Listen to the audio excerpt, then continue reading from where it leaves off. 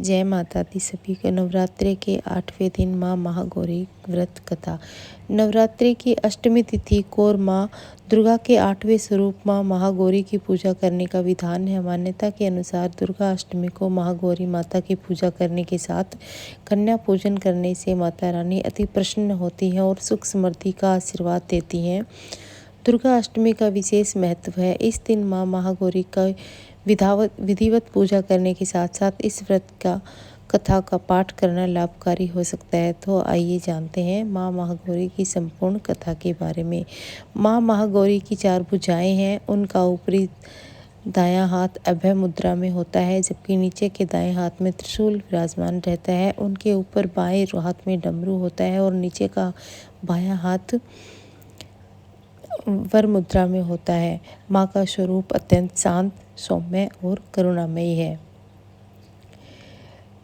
महागौरी व्रत की कथा। धार्मिक मान्यताओं के अनुसार माँ दुर्गा के 8वें स्वरूप माता महागौरी को लेकर 3 व्रत कथाएं काफ़ी प्रचलित हैं, जो इस प्रकार है। माँ महागौरी की पहली कथा।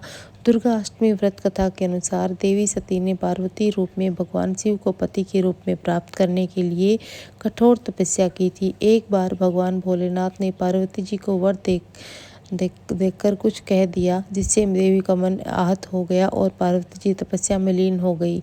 इस प्रकार वर्षों तक कठोर तपस्या करने के बाद जब पार्वती नहीं आई तो उनको खोजते हुए भगवान शिव उनके पास पहुंचे। वहां पहुंचकर मां पार्वती को देखकर भगवान शिव आश्चर्यचकित रह गए। पार्वती जी का रंग अत्यंत ओजपूर्ण था। उनकी छटा चांदनी के समान श्वेत, कुंद के फूल के समान धवल दिखाई पड़ रही थी। उनके वस्त्र और आभूषण से प्रसन्न होकर भगवान शिव ने देवी उमा को गौर वर्ण का वरदान दिया। माँ महागौरी की दूसरी कथा। दूसरी कथा के अनुसार भगवान शिव को पति के रूप में पाने के लिए देवी ने कठोर तपस्या की थी, जिससे उनका शरीर काला पड़ गया। देवी की तपस्या से प्रसन्न होकर भगवान शिव उन्हें स्वीकार कर लेते हैं और उनके शरीर को गंगाजल से धोते हैं तब देवी अत्यंत गौर वर्ण की हो जाती हैं और तभी से इनका नाम महागौरी पड़ा था। महागौरी रूप में देवी करुणामयी, स्नेहमयी, शांत और मृदंग दिखती हैं। देवी के इस रूप की प्रार्थना करते हुए देव और ऋषिगण कहते हैं, सर्व मांगल्य शिवे सर्वार्थ साधिके शरणे त्र्यंबके गौरी नारायणे नमस्तुते। महागौरी व्रत की तीसरी कथा।